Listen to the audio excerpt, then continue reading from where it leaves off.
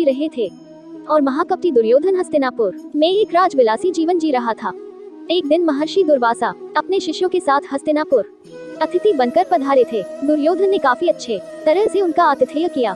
इसी पवित्र कार्य के बीच दुर्योधन ने अपने मामा शकुनी के साथ मिलकर पांडवों को परास्त करने की एक नई योजना बनाई।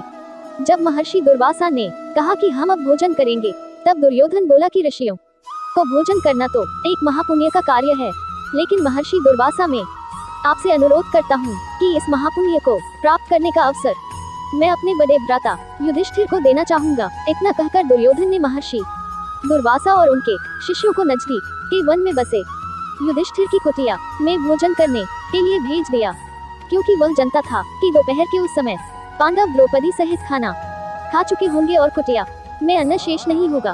कुछ ही समय में महर्षि दुर्वासा अपने शिष्यों के साथ पांडवों की कुटिया के सामने थे। वहां युधिष्ठिर ने उनका बड़े आदर के साथ स्वागत किया।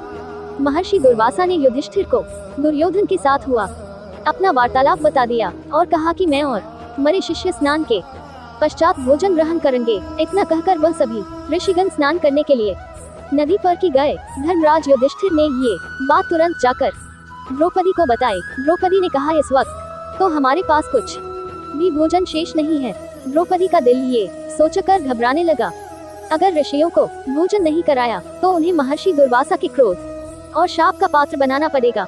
उस कठिन घड़ी में द्रौपदी अपने मित्र सखा कृष्ण को याद करने लगी। उसी वक्त लीलाधर कृष्ण ने द्रौपदी की कुटिया के अंदर प्रवेश किया। उन्हें देखते ही द्रौपदी उनके पास दौड़ती हुई गई और उन्हें अभिवादन करके अपनी समस्या बताने लगी।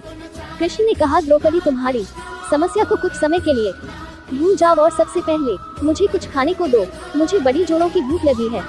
तब द्रौपदी ने अक्षय पात्र लाकर कृष्ण के हाथ में दिया, साथ ही अपनी समस्या भी बताई।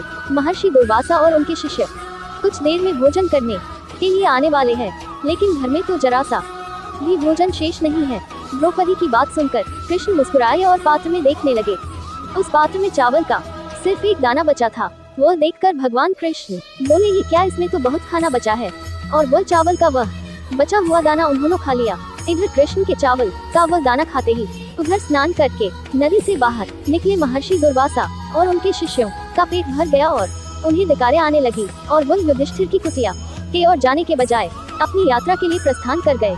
इस तरह चावल के एक दाने से ही कृष्ण भगवान ने ऋषियों को पेट भरकर उनके क्रोध और शाप से पांडवों की रक्षा की।